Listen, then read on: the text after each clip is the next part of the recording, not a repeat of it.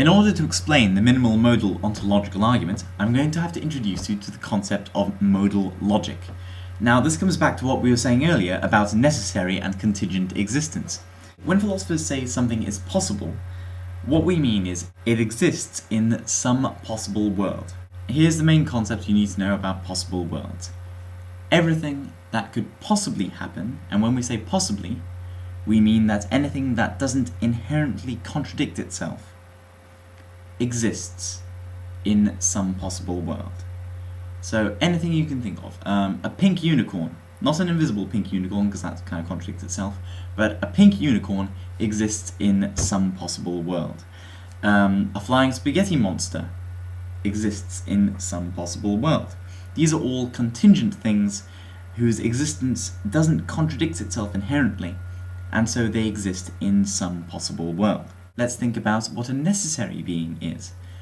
A necessary being has to exist in all possible worlds because, as we said earlier, a necessary being is a being such that its non-existence is a logical impossibility.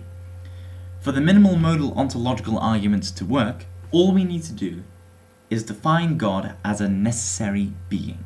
Now, to explain the argument a bit better, I've drawn a little diagram. These are all the possible worlds. Of course, there are an infinite number, but I can't really draw an infinite number of circles, so these are all the possible worlds. This one here, marked out by the arrow, is the actual world. The minimal modal ontological argument goes like this. The concept of a necessary being doesn't inherently contradict itself. Therefore, it is possible that a necessary being exists. Therefore, a necessary being exists in some possible world.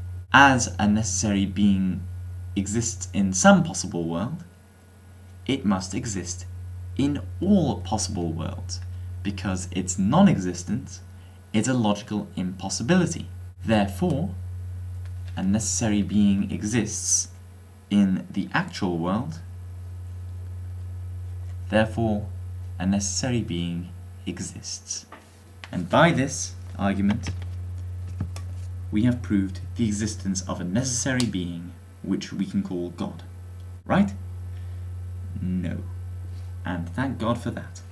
Because I'm sure you might have all noticed that our concept of necessary entails our idea of possibility. If we say something is necessary, we are already assuming that exists in all these possible worlds.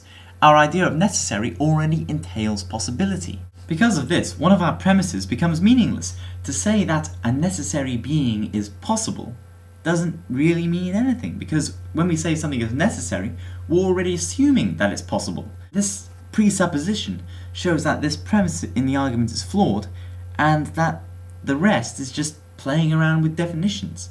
To summarize, Descartes' argument fails because existence can't be viewed as a property. Descartes' improved argument fails because he plays around with the words, and the minimal modal ontological argument fails for a very similar reason, because it confuses you by using the word possible when it doesn't actually mean possible. That is why all three versions of the ontological argument fails, and this is why God doesn't have to exist.